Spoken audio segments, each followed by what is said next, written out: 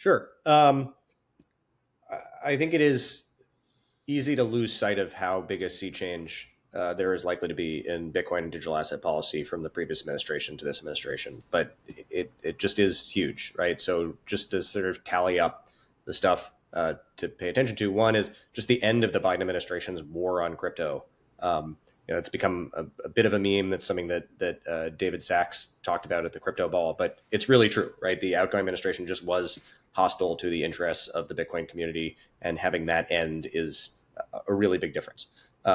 The head of every agency we've seen that's been nominated by Trump that touches on Bitcoin digital assets has been outwardly pro Bitcoin and digital assets, right? Not just neutral, but outwardly in favor and wanting to help. That's a huge shift. Trump, as seen by the pardon of Russ Ulbricht, seems like he is looking to do some political favors to the Bitcoin and crypto community. That's really important, and we'll see how that plays out. Crypto has arrived in a big way on Capitol Hill, and there are these three sort of landmark bills: the SBR, the Market Structure Bill, and the Stablecoin Bill that may or may not all pass. But there's a serious chance of them passing, and any one of those three would be a seismic shift in the regulatory environment and have really lasting change.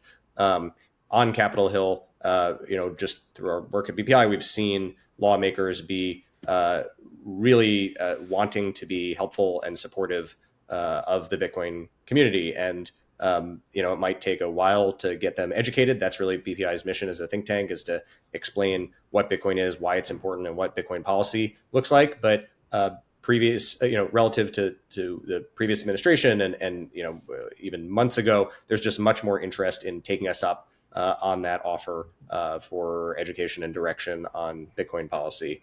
I think, like, broadly, this is just really good news as far as Bitcoin policy goes. Some of it will happen more quickly. Some of it will take a while to filter through.